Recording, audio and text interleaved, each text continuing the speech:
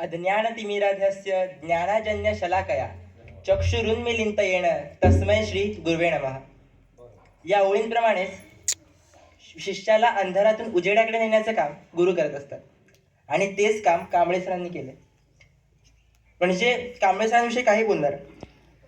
माणूस श्रीमंत होतो त्याच्याकडे असणाऱ्या पैशांच्या गड्ड्यांनी आणि शिक्षक श्रीमंत होतो त्याच्या निरोप समारंभाला येणाऱ्या माजी विद्यार्थ्यांच्या गर्दीने. आणि इथे असणारी ही गर्दी सांगते कांबळे सरांनी नक्की काय कमावलं, त्यांनी काय केलं, ही इथे असणाऱ्या माजी विद्यार्थ्यांची गर्दी सांगते. मी देखील आज इथे उपस्थित आहे ते त्यांनी देखील माझ्यासाठी काहीतरी केलं आहे. मी त्यांच्यासाठी कृतज्ञता व्यक्त करतोय, यासाठी मी आज इथे उपस्थित आहे. सर, खूप काही शिकलो तुमच्याकडून. ज्या वेळेला या विद्यालयामध्ये पहिलं पाऊल ठेवलं, माझ्या आधीच माझ्या दोन्ही बहिणी सरांच्या हाताखालून गेलेल्या होत्या किंवा माझ्या आजूबाजूचे जेवढे काही मित्र होते, दादा होते, ते सर्व यांच्या हाताखालून गेलेले होते. त्यामुळे सगळ्यांनी मला एकच गोष्ट सांगितली होती, जरा जपून.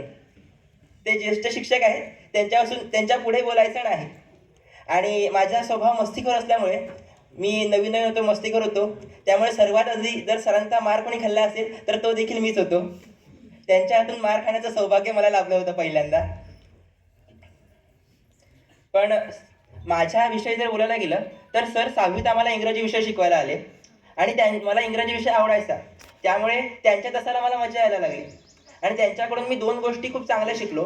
ते म्हणजे ते तासाला आले किंवा तास असो, पाठ असो किंवा कविता, ते शिकवताना ते एकाच वेळी एखाद्या शब्दाचा वेगवेगळे अर्थ सांगायचे, वेगवेगळे वाक्यप्रचार, म्हणी, हे सगळं ते सांगायचे.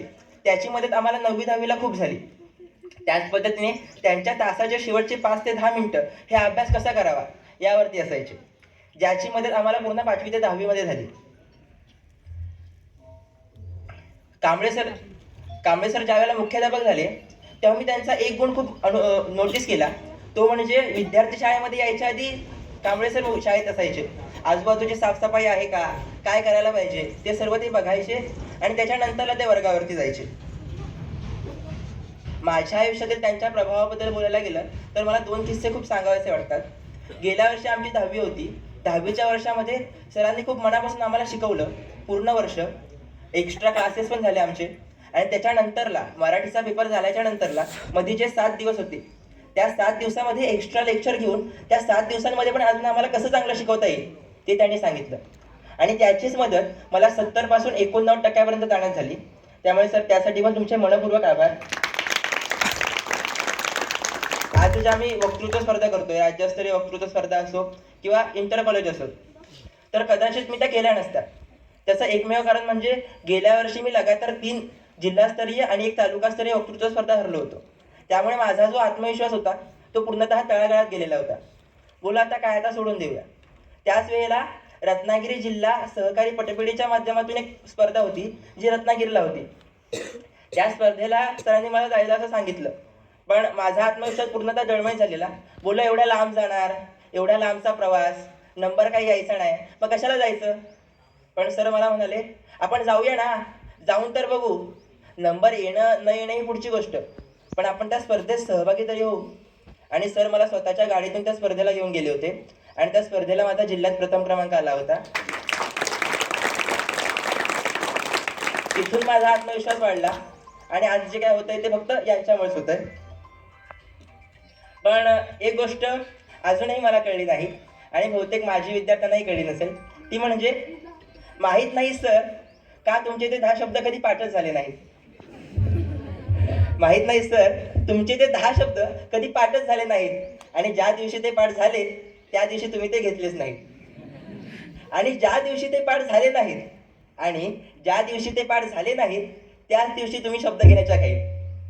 आणि तुम्ही मला काठी आणायला पाठवलं की ती काठी गायब कशी व्हायची हे त्या देवालाच माहीत. विनोद बाजूला ठेवला तर फिजिक्स, केमिस्ट्री, मॅथ्स हे इंजिनियर घडवतात. फिजिक्स, केमिस्ट्री, बायोलॉजी हे वैद्यक, डॉक्टर घडवतात. पण कांबळे सरांनी या सगळ्यासाठी लागणारा श्रेष्ठ असा माणूस घडवण्याकडे लक्ष दिलं.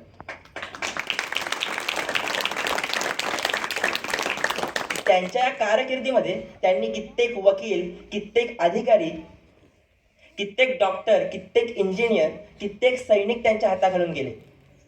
जवळजवळ 31 वर्षांचा त्यांचा कार्यकाळ. आणि त्यांच्यासोबत जेव्हा मी स्पर्धेच्या निमित्ताने प्रवास करायचो त्यावेळेला त्यांचे अनुभव मला कळायचे. आधीची पिढी कशी होती आणि आत्ताची पिढी कशी आहे.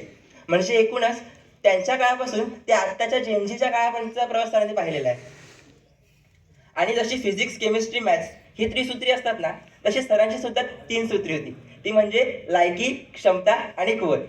या त्रिसूत्रांवर जो विजय मिळवतो तो खरा विजेता, असं सरांचं म्हणणं होतं. आणि त्या पद्धतीने आम्ही तसं कार्य देखील केलं. सर, तुमच्यावर एक शेर बोलावा असं वाटतो. हर हिरे का दाम नहीं होता, हर हिरे का दाम नहीं होता, हर रिश्ते का कोई नाम नहीं होता. हर हिरे का दाम नहीं होता, हर रिश्ते का नाम नहीं होता. लोग तो मिल जाते हैं यूं ही गली मोहल्लों में, लोग तो मिल जाते हैं यूं ही गली मोहल्लों में, लेकिन आपकी तरह हर कोई कोहिनूर नहीं होता, कोहिनूर नहीं होता.